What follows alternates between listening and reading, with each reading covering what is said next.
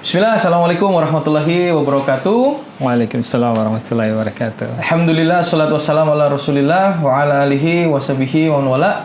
Asyhadu an la ilaha illallah wahdahu la syarikalah wa asyhadu anna Muhammadan abduhu wa rasuluhu. Amma ba'd. Alhamdulillah,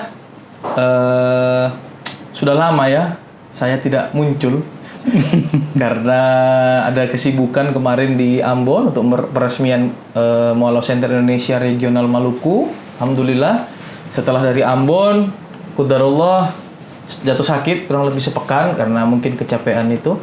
Alhamdulillah hari ini bisa memulai podcast lagi.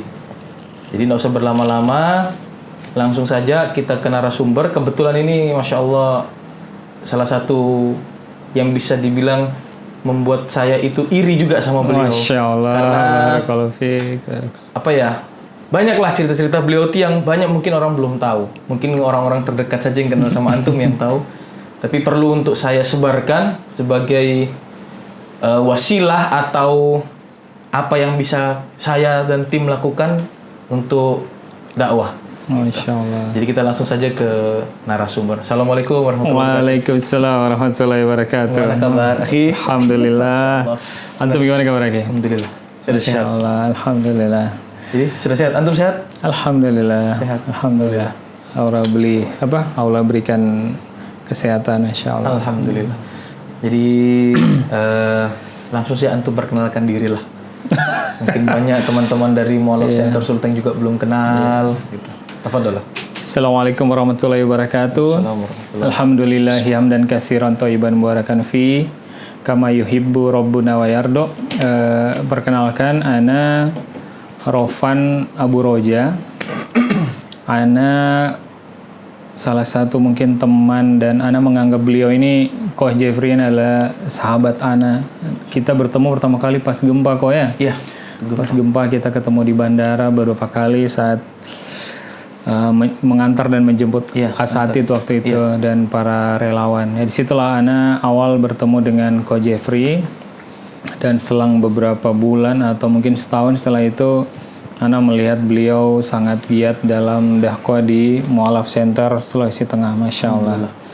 Ya mungkin itu. Dan ya teman-teman mengenal ana, kalau teman-teman lama mengenal ana itu Rofan. Kalau di sekarang di Palu kebanyakan mereka mengenal Abu Roja. Abu Roja, Masya Allah. Jadi begini akhi, ana dengar-dengar ini, langsung saja, nggak usah daripada dengar-dengar kan itu nggak bagus kan. Padahal langsung tabayun, langsung berhadapan sama antum. Ana dengar-dengar antum ini dulu main musik. Ya, subhanallah, Allah maha suci atas segala kesalahan dan dosa. Ya, ana dulu main musik. Kalau mau tahu di grup band atau single atau indie atau gimana? Dulu itu ada beberapa sih, kebetulan di tempat yang profesional ya. Iya. Beberapa namanya itu ada Anji, ada Judika, ada Firza, Masya Allah. Project Pop, terus ada pernah sekali apa 2 kali sama Astrid juga. Iya. Sering juga tuh sama Vicky Su, terus Ivan Seventeen. Ko Ivan. Ivan Seventeen itu terus main banyak ST12. Oh gitu. Beberapa album itu ST12 saya yang garap, terus ada beberapa project sama Indra the Titan, terus Reza Noah dan masih banyak lah. Wah, Adinaf. Sebagai apa?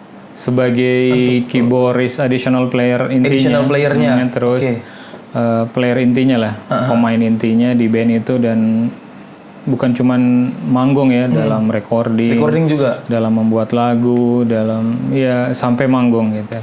Ada itu. Cuman itu ya cerita lama. Iya. Semoga. Artinya kita ambil ibrohnya saja kan, bukan untuk dibangga-banggakan. Ini bukan untuk bangga-banggaan.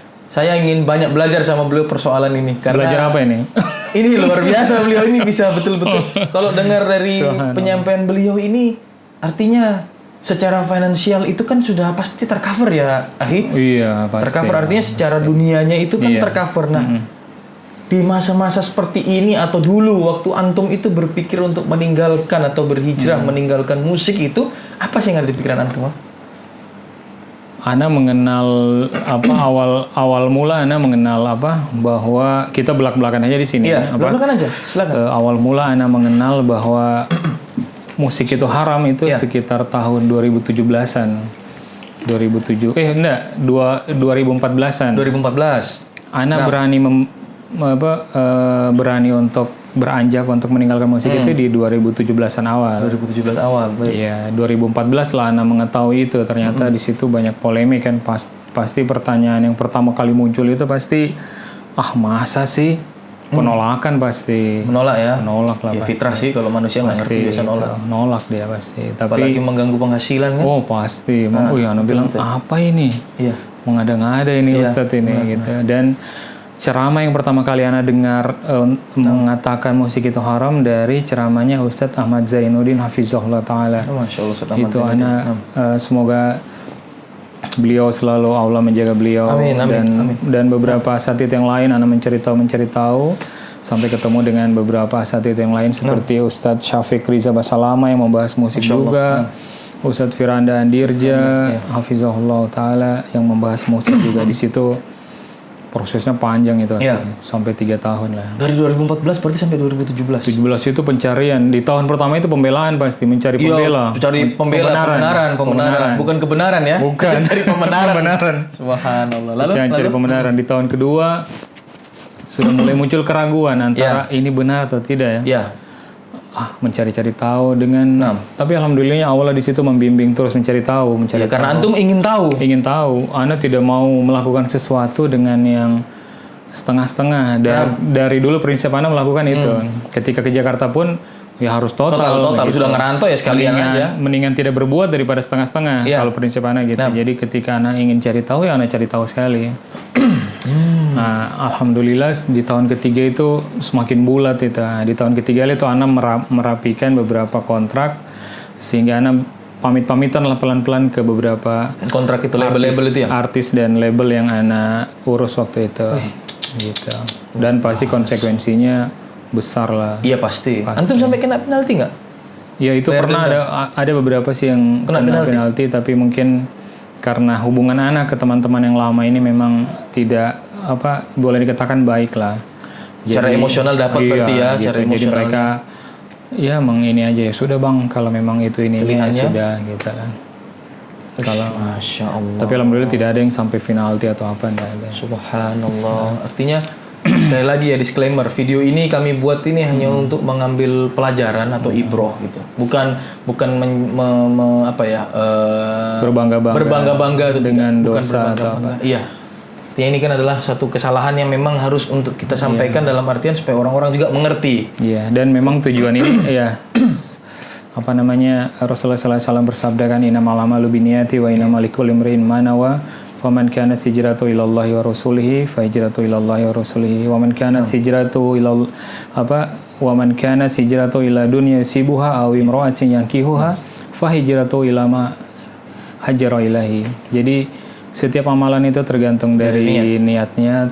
Kalau kita berniat ini karena Allah dan Rasulnya, insya Allah kita akan mendapatkan seperti apa yang kita niatkan. Dan kita hijrahnya tujuan kami di sini walaupun ini mendadak kok ya, walaupun kok Jeffrey ini tadi Ana lihat atur-atur kamera apa ini kok. Walaupun kita sudah berjanjian lama sebenarnya, cuman ini langsung ditembak. Kebetulan Ana lagi jalan-jalan ke kantor Mualaf Center Palu. Jadi langsung Ko Jeffrey langsung menodong itu. Dan yang terpenting sebenarnya kok dalam setiap pertemuan atau wawancara seperti begini, waktu kemarin juga beberapa bulan lalu kan Ana diminta sama Mas Andre Muhammad. Beliau musisi yang berhenti juga yang alhamdulillah sudah hijrah juga. Beliau gitarisnya Mahadewa, lebih senior lagi daripada Ana. Gitarisnya Mahadewa, gitarisnya Power Slave, Bumerang, yang lebih luar ini biasa lagi tuh. Waktu itu di video beliau juga meminta seperti begini, dan ada di tengah-tengah video kita itu ada Ustadz Ahmad Zainuddin Hafizahullah Ta'ala. Memang niat kami ingin bertanggung jawab atas apa yang sudah kami buat dulu. Karena kalau Ana terus seperti Mas Andri Muhammad itu bukan cuman meng-create, bukan cuman penikmat, kami punya murid gitu loh. Iya, ada pengikutnya. Dan ada yang belajar ke kami dan kami harus bertanggung jawab itu. Cuman kalau sekarang Ana sudah hilang semua kontaknya kan. Ana mau cari di mana, Ana untuk ya medianya salah satunya mungkin ya inilah YouTube, insya Allah menjadi wasilah kan untuk antum. Allah yang akan membukakan itu kan, entah nanti Allah mengantar teman-teman Ana yang dulu bermusik atau apa itu menonton video ini, alhamdulillah. Nah, jadi kami seperti Ana dengan Mas Andri dan beberapa musisi-musisi lain di Indonesia kayak Rada Armada, gitarisnya Armada, terus Uki Noah dan yang lain itu, tujuan kami membuat ini tuh bukan untuk pamer dosa. Iya, paham. Bukan, ini atas dasar kecintaan kami sesama muslim. Betul.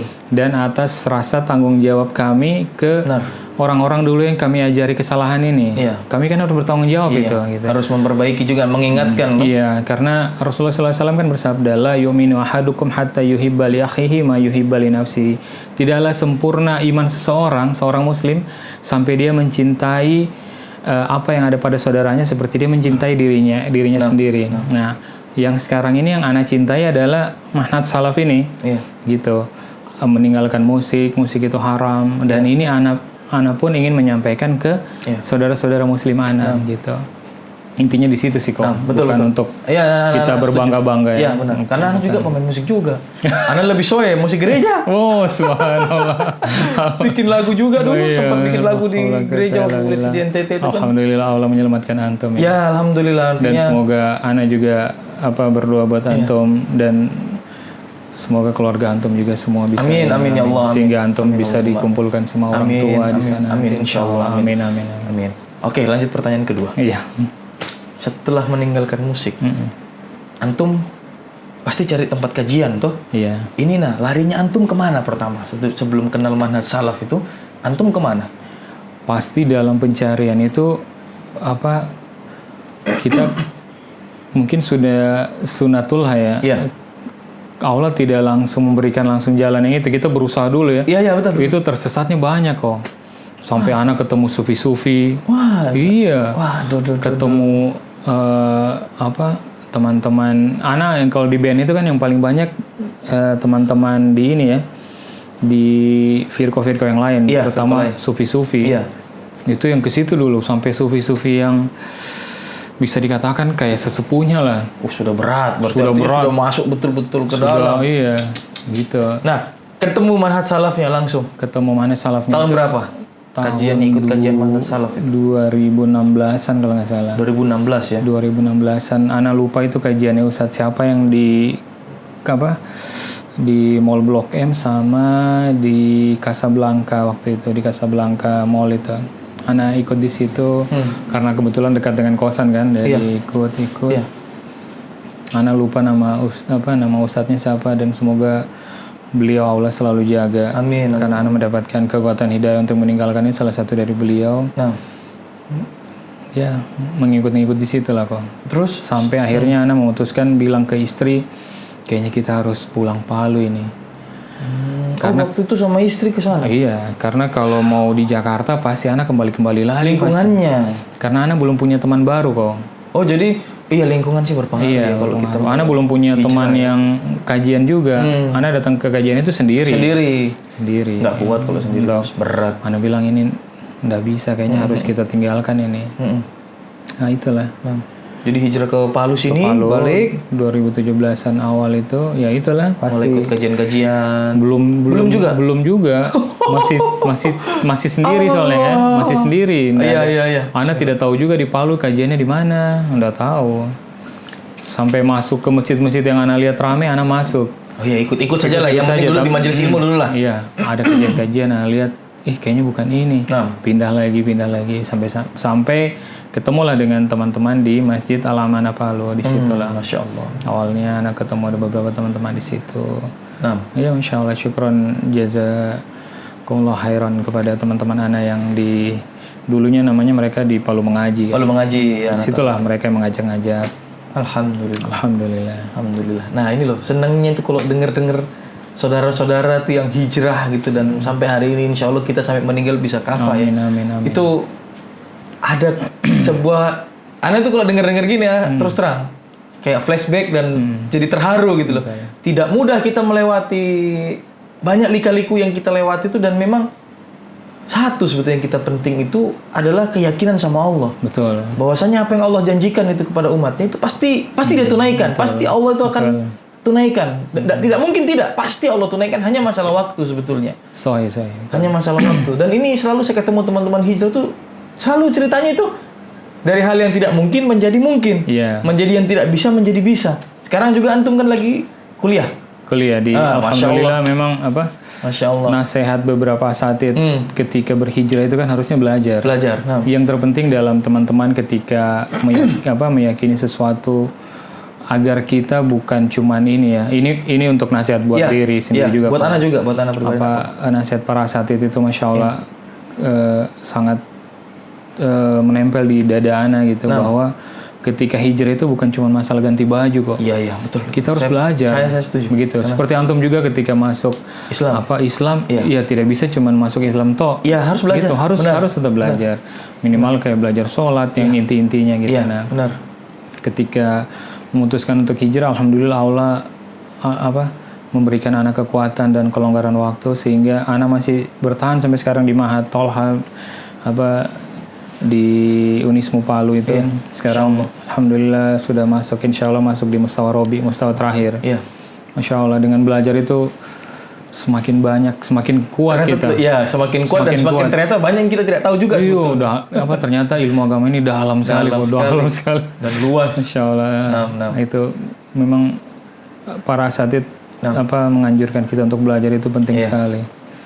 Dan juga itu kan belajar juga salah satu kewajiban sebenarnya kan. Betul. Terus terakhir, Nah, apa sih pesan-pesan untuk mungkin ada yang ingin berhijrah meninggalkan musik, terus ada juga yang ingin mungkin masuk Islam, terus ada juga yang mungkin masih ragu soal tentang Islam, itu apa sih nasihat-nasihat dari antum atau saran dari antum?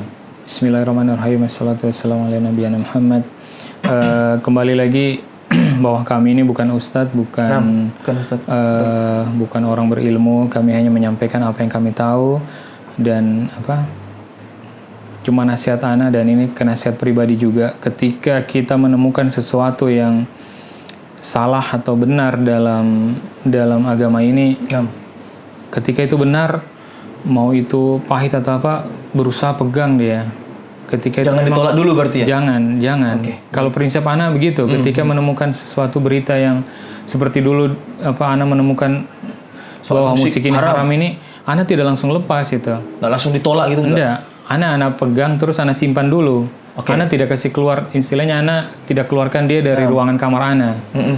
Informasi itu sampai ana dapat kesohihannya.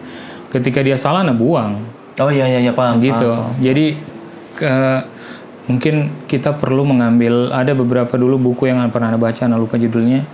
Ketika mendapat suatu berita itu jangan langsung ditelan mentah-mentah atau langsung dibuang atau apa gitu. Kita ini dulu gitu, kita istilahnya cari tahu dulu ya. Kita cari tahu dulu kesohiannya. Terus ketika itu sudah dari Allah dan Rasulnya, maka terimalah dengan lapang dada. Masalah kesulitan ekonomi atau apapun yang kita hadapi pasti itu sudah manusiawi. Mana setuju itu? Pasti sudah sunatullah. Nanti Allah akan membantu kita insya Allah. Mana setuju. Gitu.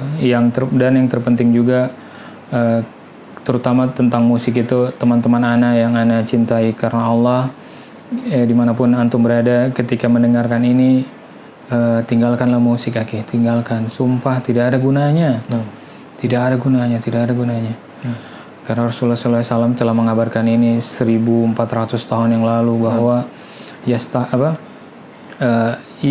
la yakunna min ummatin la yastahilunnal hira wal harira wal hamra wal ma'azif, akan benar-benar ada di kalangan umatku yang menghalalkan zina, kain sutra bagi laki-laki, hamar, minuman keras, dan alat-alat musik. Dan alat-alat musik ini terakhir disamaratakan dengan dosa-dosa besar yang kita tidak ada khilaf di situ ya. Antara zina dan khamar ini tidak ada khilaf di situ, kita tidak berbantahan masalah tidak ada bantahan sebetulnya. Tapi dia disandarkan dan disejajarkan dengan dosa itu, menandakan dosa itu besar sekali di sisi Allah. Itu cuma nasihat dari ana. Dan juga ketika teman-teman mengetahui bahwa kebenaran Islam ini, mungkin ada saudara-saudara kita yang mungkin belum Allah berikan hidayah dan kekuatan untuk memeluk Islam. Nah.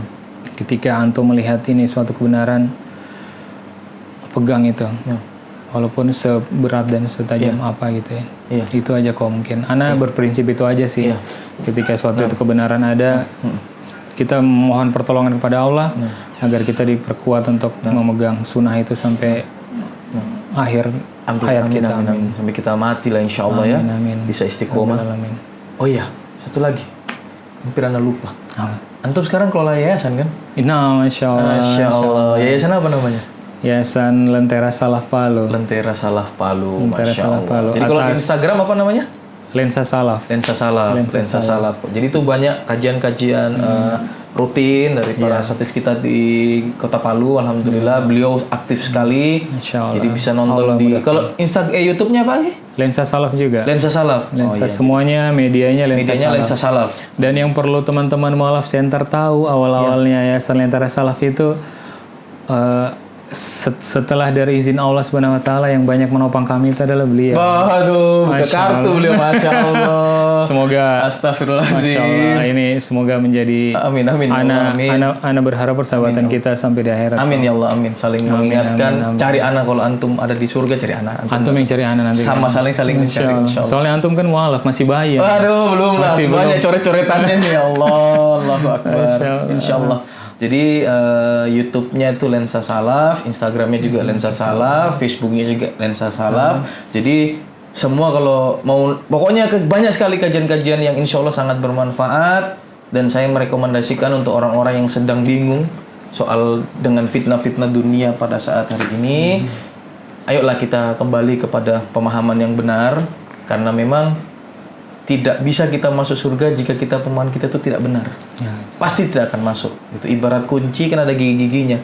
Ketika kunci rumah ini nggak cocok di rumahnya beliau, ya pasti rumah saya yang cocok karena kunci saya. Nggak mungkin cocok di rumah beliau. Seperti itu. Itulah fungsinya kita belajar. Kita harus kembali kepada pemahaman yang benar.